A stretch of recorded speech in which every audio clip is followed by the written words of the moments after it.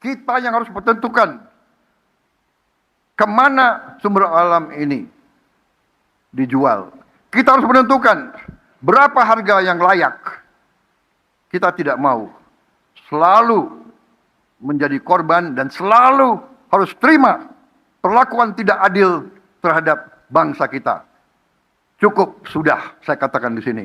Indonesia sekarang berdiri di atas kaki kita sendiri.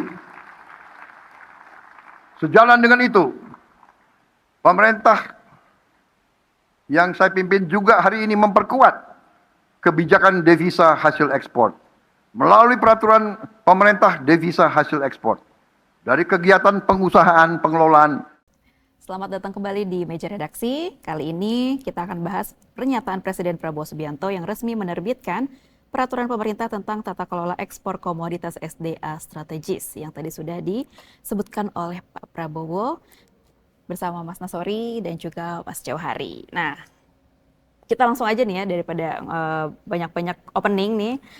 Saya mau langsung nanya, urgensi pembentukan BUMN ekspor satu pintu saat ini, Mas Nasori. Kenapa Prabowo pengen banget bikin BUMN ekspor satu pintu? Ya, karena ini sudah menjadi keputusan, kita kan mencoba menangkap dari apa yang sudah disampaikan oleh apa maunya dari pemerintah berdasarkan apa yang sudah disampaikan.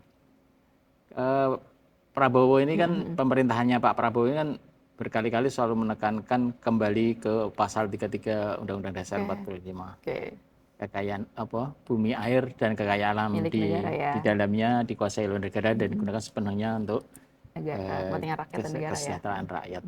Nah, kalau kita mencoba memahami dari yang terucap itu kan seperti itu. Terus dalam rapat paripurna DPR kemarin di penyampaian PEM-PPKF yang itu merupakan sejarah ya, PEM-PPKF disampaikan oleh Presiden kan. Pertama kali ya? Iya, Presiden menyampaikan bahwa selama ini telah kekayaan kita yang under invoicing salah satunya, terus transfer pricing, itu kan nilainya gede, 150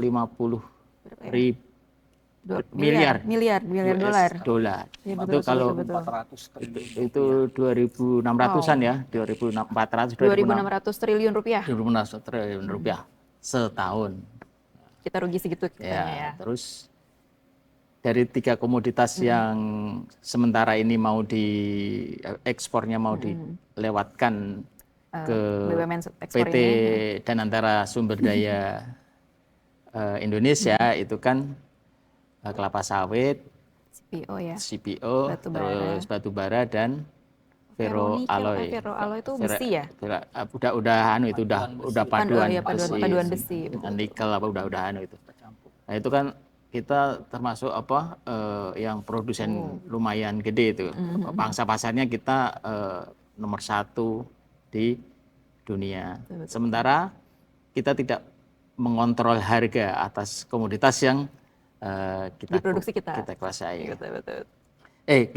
Kita kuasai ya. Iya, kita kuasai karena kita kuasai dan besar ya di kita. Nah, dari situ Pak Prabowo pengen kita harus mengontrol atas komoditas yang memang kita kuasai dan akan dimanfaatkan kembali ke pasal 33 Undang-Undang Dasar 45 sebanyak-banyaknya untuk kesejahteraan rakyat. Mungkin kalau dari situ ya siapa yang nggak setuju dengan itu kan? Tapi nanti selanjutnya kita bisa bersisir lebih lanjut. Kita tanya ke Mas Jauhari nih. Kan tadi Mas Nasori udah bilang kalau misalnya kita tidak mendapatkan keuntungan maksimal dari ekspor komoditas kita. Memangnya maksudnya Indonesia dinilai belum maksimal itu seperti apa sih Mas Jauhari gitu? Iya, saya mau coba tanggapi Pak Nasori ya. Kita kalau melihat kebijakan Prabowo ya saat ini itu memang tidak jauh, bahkan bisa dibilang konsisten dengan pemikirannya. Yang kita kenal itu namanya Prabowonomics gitu ya, yang memang sebetulnya sih tidak jauh-jauh dari Sumitonomics gitu ya. Nah, intinya bahwa ini penting ya, kita coba melihat dari ini dulu, kerangka berpikirnya dulu, kenapa sampai ada Danantara, sampai ada Badan Ekspor Satu Pintu, itu semua sebenarnya konsisten terhadap pemikirannya Pak Prabowo gitu ya. Ya, misalkan kita tuh gini, selama ini kan kita mengenal bahwa ekonomi kita tuh semacam ekonomi, istilahnya ekonomi konstitusi ya, ekonomi pasar, ya. Ekonomi pasar, arti kita bagaimana caranya pemerintah atau negara itu perannya lebih sedikit, lebih bagus, gitu ya kan. Betul. Jadi semua diserahkan kepada private sector, sektor swasta. Selama ini kita kayak gitu kan? Selama ini kita kayak gitu kan. Jadi pemerintah hanya regulator, hanya pengawas. Biarkan pelaku-pelaku ini adalah swasta. Nah itu seperti itulah ya kondisi selama ini.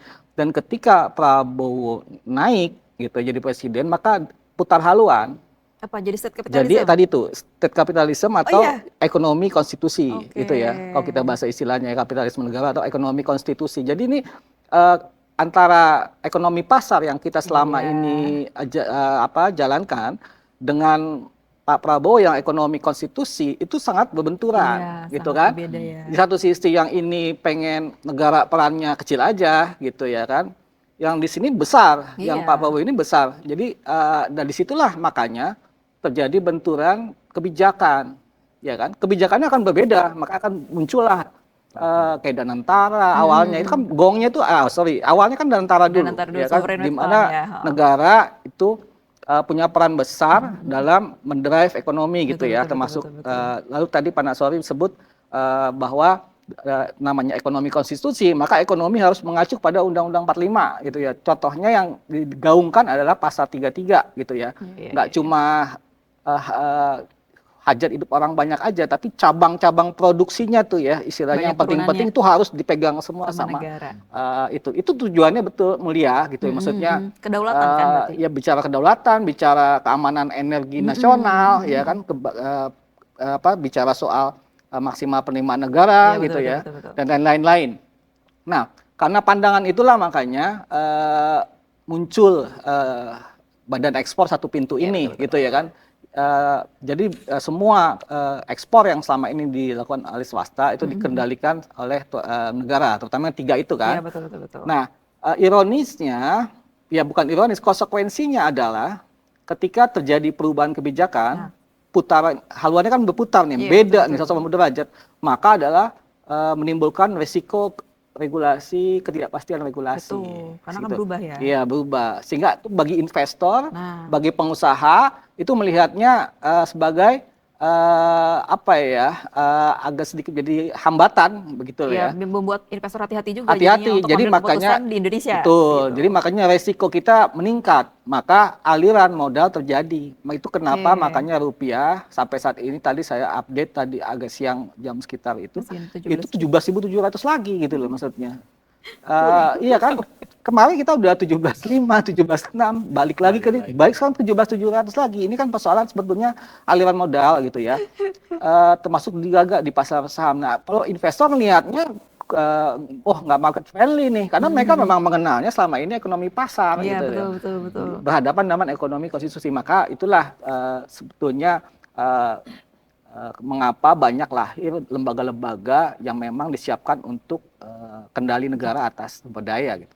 Oke, nah Mas Johari tadi menyambung sama omongannya Mas Johari dan juga Mas Nasori ya, kan Pak Prabowo ini ingin badan BUMN Ekspor Satu Pintu ini kan untuk memberantas praktik under invoicing, transfer pricing, dan untuk mengendalikan harga yang which is tadi Mas Nasori bilang harga komoditas yang kita produksi, yang kita kuasai gitu. Tapi emang lewat situ caranya, lewat BUMN Ekspor Satu Pintu seperti itu Mas Johari? Ya, kalau istilah under voicing ya, ini kan sering kita dengar belakangan ini, gitu ya. Ya, itu sederhananya adalah ini eksportir itu menjual komoditas sumber daya alam dengan harga tertentu, ya kan, beda harganya dengan harga yang dilaporkan, gitu, jadi di bawah. Nah, nipu ya itu. Volumenya juga bisa. Ya, itu volume juga bisa, harga juga bisa. Nah, intinya ada potensi pajak atau royalti lah, pajak lah ya, biaya keluar itu yang harusnya kita dapat hilang. gitu betul. ya Itu kan. yang mungkin disebutnya Pak Prabowo kita rugi sekian. Ya. gitu. 150 150 miliar. Itu yang sudah terjadi bertahun-tahun ya. Baik. Itu kan. Nah, di satu sisi kita juga pemerintah kita kan membutuhkan dana besar untuk menambal APBN ya, yang mana diklaim sebagai nantinya uang itu masuk untuk menggunakan untuk kemakmuran hajat hidup orang banyak. Seperti itulah ya program-program yang untuk di dalam APBN gitu lah ya. Nah, di sisi lain juga tren global juga menunjukkan bahwa beberapa negara pemilik sumber daya yang besar itu mulai mengamankan sumber dayanya masing-masing gitu loh. Apalagi kita tahu bahwa ada faktor geopolitik gitu ya di Iran betul. gitu lah ya. Ada juga perang dagang dengan Amerika yang setidaknya semua sekarang trennya ya mulai dari Cina, mulai dari India itu sudah mulai mengamankan resource-nya gitu loh masing-masing. Untuk menjaga pasokan terutama untuk dalam negeri. Ya, betul. Gitu. Nah, faktor-faktor ini ketemulah misalkan tadi itu dari kerangka berpikirnya Pak Prabowo yang tadi itu yang Prabowonomics yang kendali negara lebih besar, lalu ada praktik under invoicing gitu ya.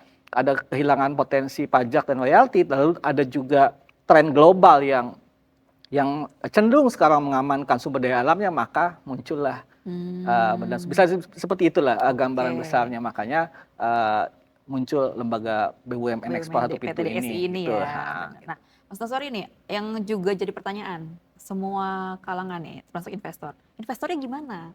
Karena kan selama ini dipegang swasta. Nah, apa yang akan terjadi pada perusahaan swasta dan investor dengan adanya si PTDSI ini nanti? Gitu. Saya bisa mencoba menjawab. Kira-kira akan kemana nih mencoba menjawab pertanyaan Mbak Amal dengan nyambung Mas Johari bahwa sebenarnya praktek ini terus terang bukan sesuatu yang baru. Indonesia juga meniru, katakanlah ya, praktek-praktek di Cina yang sudah lama, India, Korea pun seperti itu. Bahkan negara-negara Eropa,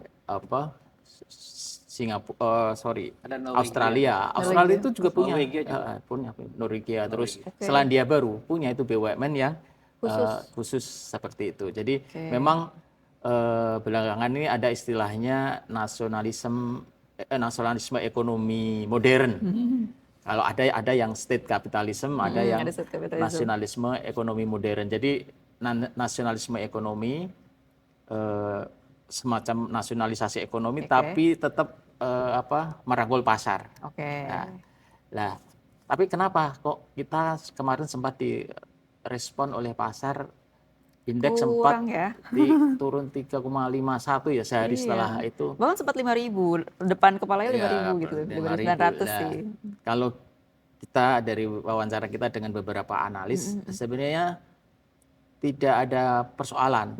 Para investor tidak ada persoalan dengan ide dasar negara mengendalikan.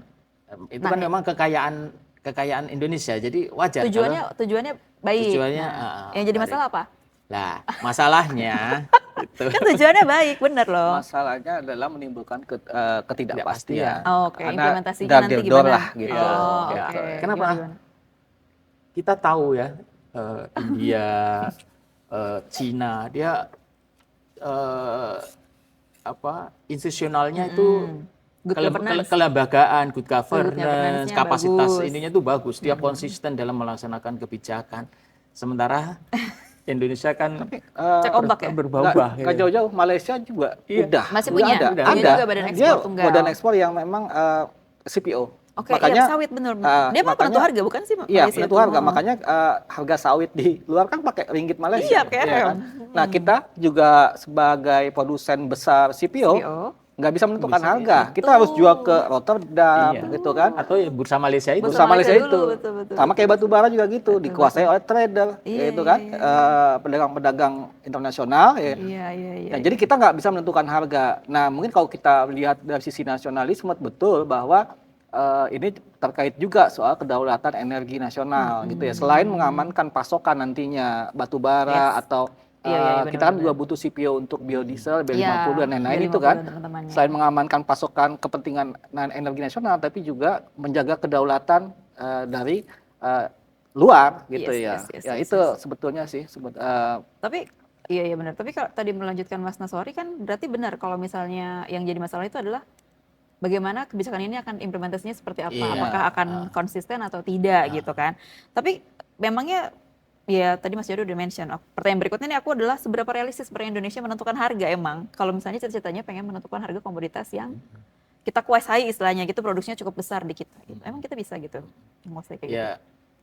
Pertama tadi susah memang kayaknya. PR governance, kapasitas itu sesuatu yang Panjang loh itu. panjang dan kayaknya nggak bisa disiapkan. Kita beberapa program kan agak ya walaupun mungkin tidak bisa kita katakan amburadul tapi agak meragukan ya kayak Gak apa-apa, dikeluarin aja Mas Nasori, kayak gak apa-apa. MBK, Koperasi Merah Putih kan dari pantauan lapangan agak banyak yang lumayan kacau juga ya. Nah, terus tapi juga sebenarnya ekspor satu pintu itu hanya satu cara aja, salah satu cara. Di antara cara-cara lain atau bahkan yang secara simultan harus diupayakan. Hilirisasi lah ya kita udah. Jadi harus dibarengi dengan kebijakan lain. Kebijakan lain. Itu dengan segala prasyaratnya tadi kelembagaan, governance itu dilanjutkan. Terus juga ada beberapa hal lain. Hilirisasi. Karena apa? Dengan hilirisasi itu komoditas yang kita punya, setidaknya kita udah punya pasar di dalam negeri kan untuk yang menyerap itu, sehingga ketergantungan kita untuk harus melempar ke luar itu menjadi kecil.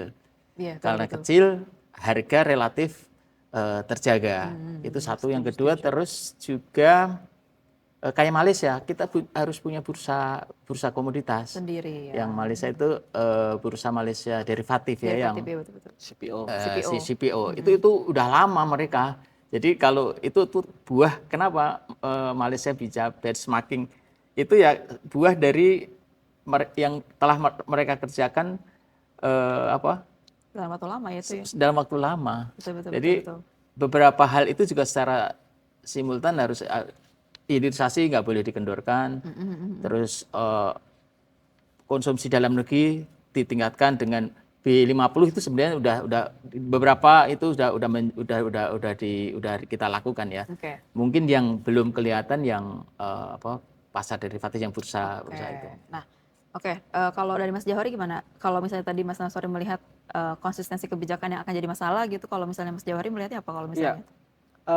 Kalau soal bagaimana kita bisa menentukan harga, ya mutlak sepenuhnya sulit ya. Tapi setidaknya Indonesia akan mempunyai bargaining besar, karena kita punya pengaruh besar. Karena yang besar, kita tahan aja kita punya kita. Nah, gitu kita kan? tuh ironi ya. Kemarin sudah pernah diungkap oleh ini sendiri kan, oleh pemerintah sendiri bahwa loh kita kok impornya minyak ke Singapura gitu kan. Impor minyak ke negara yang bukan ngasih minyak terus gitu. Betul. Kita punya sumber daya gede yang di batu bara, tapi kita kok nggak bisa menentukan harga. Gitu. Begitu juga CPO. Kenapa tetangga gitu ya, Malaysia yang bisa menentukan harga, kita juga sama-sama besar ini. Nggak juga gitu, bahkan kita jualnya ke Belanda.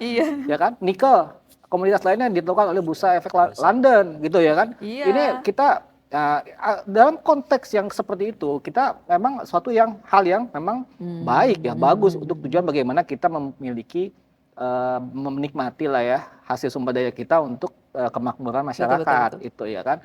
Jadi mulailah makanya muncullah ide-ide bahwa kita harus bisa menentukan harga. Nah tapi kita lihat bahwa ini akan menjadi efektif kalau misalkan operasional nantinya yang PT dan Antara Sumber Daya Indonesia itu DSI yang BUMN ekspor satu pintu itu setidaknya harus transparan lah ya. Ini penting karena jangan sampai ini akan terjadi praktek-praktek yang bisa justru menjadi kontraproduktif.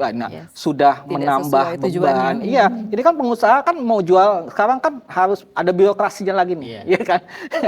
Nggak bisa langsung kan? Iya, biasanya sendiri ya. Iya, fleksibilitas ekspornya jadi inilah ya, jadi lebih nggak fleksibel lah ya. Jangan sampai nanti ini malah menjadi kontraproduktif gitu. Jadi makanya ini bisa akan menjadi bagus kalau jalan kalau misalkan ada transparansi. Jadi mekanisme ekspornya kayak apa, penentuan harganya belum ada penjelasan bagaimana, juga sebenarnya belum. ya, karena Nanti kan per Juni nanti ya baru di. sebenarnya kan dalam proses perampungan semua teknisnya ya kan, sampai nanti 1 Juni penerapannya nanti fullnya di September 2026. Nah, terus sampai penunjukan pembelinya gitu ya, bagaimana itu harus transparan dan diawasi. Karena dia BUMN pasti ada pengawasan dari BPK, Badan Pemeriksa Keuangan, harus ada dari KPPU gitu ya. Dan satu lagi yang dikhawatirkan adalah ini juga tidak akan menjadi apa ya trigger ekonomi ya. Ini kan juga mau sekalian kita dapat uang ya, devisa atau uang lah ya dari hasil jual beli itu kan. Tidak mematikan juga pengusaha lokal dong. Nah, iya. Nah, arti kata jangan sampai ini menjadi monopoli absolut. Jadi semuanya dipegang oleh Danantara Sumber Daya Indonesia gitu lah ya kan. Tapi juga harus melibatkan peran-peran swasta gitu ya, eksportir di kita yang perusahaan-perusahaan batubara, perusahaan-perusahaan CPO itu untuk juga berperan gitu. Sehingga tidak monopoli secara absolut itu. Nah, itu intinya bahwa jadi gini, ini kita mau ngejar juga pertumbuhan ekonomi 8% ya. Kendali negara besar, ya kan? Bagaimana bisa mengejar pertumbuhan ekonomi 8%, tapi negara kendalinya terlalu besar misalnya, nggak bisa. Pak Purbaya sendiri mengakui bahwa kalau kita ingin mengejar pertumbuhan ekonomi 8%, itu harus swastanya, private sektornya yang kerja keras, itu kan? Pak Purbaya di Investor Daily Summit tahun berapa itu? 2 tahun yang lalu, yang Pak Purbaya bilang bahwa mengapa di zamannya SBY pertumbuhan ekonomi kita bisa 6%? Karena private sektornya kerja keras. Betul. Nah, saat ini kendali negara kan besar, swastanya mulai menurun. Nah, jangan terlalu besar ya. Besar oke, mungkin. Terlalu besar sehingga bisa meminimalkan peran swasta, ya akhirnya yang susah gitu untuk mengejar kita pertumbuhan yang 8% itu. Harusnya mungkin bisa dicari win-win solution lah ya antara pemerintah dengan swasta. Pemerintah ingin mengendalikan besar di sektor sumber daya tapi juga tidak mematikan swasta gitu lah ya. Dan ini harus menjadi rumusan itu yang agak itu jadi PR sebenarnya untuk tantangan implementasinya nanti kayak gitu. Berarti kalau misalnya aku bisa simpulkan BUMN ekspor ini berarti bisa membuka praktik monopoli itu. Bisa. Karena monopoli absolut ya. Iya, absolut dong. Berarti atau ada kemungkinan seperti yang praktik-praktik yang kalau misalnya aduh aku ke kamu deh minta tolong digampangin untuk bisa ekspor gitu. Itu ada dong? Ya, potensi itu ada. Ada ya pasti. Itu dia makanya perlu ada itu governance-nya governance, pengawasan. Itu dipertanyakan. Ya kan, pemeriksaan itu wajib, transparansi itu makanya wajib. Jadi karena ada inefisiensi birokrasi juga kan, gara-gara nambah lagi nih birokrasinya yang tadinya nggak ada. Jadi ada baik. Nah, tadi tuh si Mas Nassori sama Mas Johari udah mention tentang negara-negara yang mempraktikkan hal ini. Ada yang bisa dipelajari nggak sih dari Indonesia gitu? Maksudnya saya tuh berpikir pemerintahan kita tuh suka banget melihat negara lain diaplikasikan ke negara kita, tapi kadang pokoknya ada aja itu masih ada nih. Pokoknya terserah kita gitu, terserah pemerintah. Pokoknya kamu nggak tahu negara kayak gimana, kamu terima aja Pak rakyat. Saya masih merasa seperti itu nih, pemerintah kita tuh masih kayak udah kamu adem aja rakyat-rakyat, kita atur di atas. Terus apa sih bisa dipelajari gitu dengan badan ekspor baru ini kan masalahnya badan ekspor tunggal ini kalau niatnya ingin pertumbuhan ekonomi harusnya banyak turunannya dong, banyak ininya. Nah, itu tuh ada yang bisa dipelajari nggak sih dari negara lain yang mungkin bisa ya mungkin ada beberapa contoh yang sudah sukses gitu ya. Itu jangan gagal kalau dicontoh. Itu ada Arab Saudi. Saudi Aramco, kita tahu Saudi Aramco itu kan perusahaan ekonomi, perusahaan minyak besar ya dalam penguasaan dunia. Itu memang dikendalikan karena memang sistem monarki di Arab Saudi juga memang harus mengharuskan bahwa itu dikendalikan, ya kan? Tadi di Norwegia, Eropa, Equinor namanya, itu juga sumber daya di sana juga dikendalikan. Di Cina juga sama gitu ya. Nah, persoalannya tapi kan sejahtera mereka itu. Nah, itu dia. Sebenarnya kunci gini, Mbak. Ada badan ekspor ini sebenarnya banyak yang berhasil gitu ya. Makanya ini mau diadopsi kan seperti itu. Cuma keberhasilan bagaimananya ya tergantung negara masing-masing. Sebenarnya gini Mbak, monopoli itu tidak serta-merta, tidak otomatis pasti jelek. Tapi godaan untuk menarik karena dia kendali semua di ini kan, rente apa itu besar godaan untuk itu. Ketergantungannya. Tarikan Tarikannya. kepentingan untuk Iya. untuk memanfaatkan itu. Tergantung iman itu berarti. Iya, sangat tergantung iman. Itu monopoli bisa jadi justru Bagus, mungkin malah ya. efisien kalau Mungkin ya benar untuk negara. Maksudnya kadang saya berpikir kalau untuk hal-hal seperti itu ya mungkin bukan bagus, bisa sejahtera semua jadi Iya. rata Iya. kalau benar. makanya kan yang milih ekonomi pasar itu sadar diri bahwa kita tidak bisa ngontrol diri, maka mengundang pihak lain untuk Yes. juga mengontrol Betul. kita. Itu paham. Oke. Terakhir ya karena waktunya udah mau habis, closing statement yang kira-kira masih mau dibahas dari sisi badan atau mau dikritisi atau mungkin dari kunjungan redaksinya Investor Daily dari sisi badan ekspor Satu Pintu, Mas Nasari. Mungkin ada Catatan gitu. oke, kalau itu sudah menjadi keputusan, artinya governance itu sebagai syarat, apalagi ini nanti akan memonopoli itu nggak bisa ditawar-tawar. Kapasitas itu bisa dipelajari juga, bisa diupayakan, dan governance. Kalau nggak nanti tarikan untuk memanfaatkan, dan ini kan ada kecurigaan, mulai ada kecurigaan, kenapa nggak memperkuat bea cukai, kok malah apakah di sana sudah ada penghuninya yang susah digeser, kan pada mikir seperti itu. Bahaya. Terus dan tulisan Pak Iman hari ini di Investor Daily kembali mengingatkan bahwa mengendalikan atau mengontrol itu tidak apakah harus menjadi operator. Regulator yang efektif juga bisa melakukan kontrol dengan menjaga kemanfaatan sebesar-besar untuk kemakmuran rakyat itu. Mungkin itu yang saya. Ya, kalau lihat dari basis dasar pemikiran dari ini semua, tadi itu dari pemikiran Pak Prabowo ya, sampai terbentuknya Badan Ekspor Satu Pintu ini memang tujuannya bagus ya.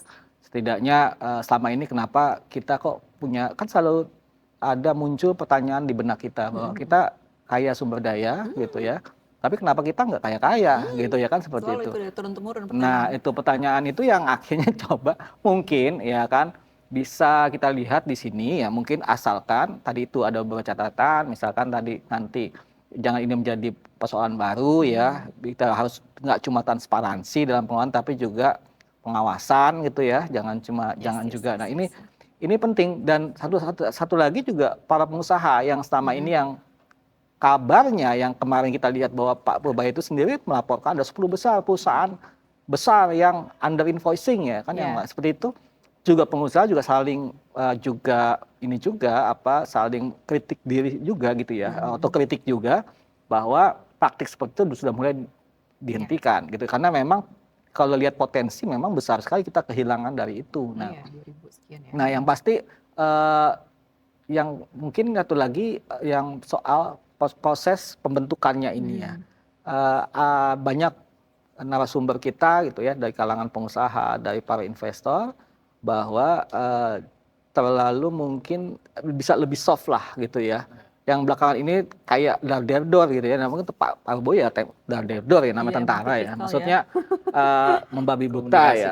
Ya, itu arti kata lebih soft lah gitu lah. Karena Karena nyari nambah musuh gitu. Padahal niatnya baik ya, tapi kok jadinya nah itu malah nambah makanya musuh. kan sebelumnya ramai juga tuh yang pajak royalti mau dinaikkan gitu ya kan, royalti mineral mau dinaikkan lalu nggak jadi ditunda, lalu muncul ini gitu loh. Maksudnya ini terlalu membabi buta gitu ya, maksudnya terlalu tergesa-gesa, jadinya nggak soft sehingga menimbulkan guncangan. Nah, ini yang sebenarnya mungkin yang harus diantisipasi ya, lebih soft lah gitu, sehingga respon market juga bagus kalau seperti itu. Itu aja sih sebenarnya. Oke, bisa kita simpulkan ya nih.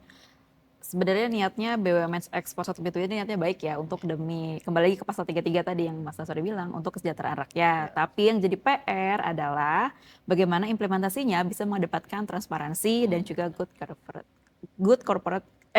governance ya, good corporate governance lah istilahnya, yang istilahnya tata kelola yang baik lah bagi di negara sendiri yang melaksanakannya gitu. Jadi tidak selalu jelek, tapi bagaimana kita kawal nih transparansi implementasinya ke depan.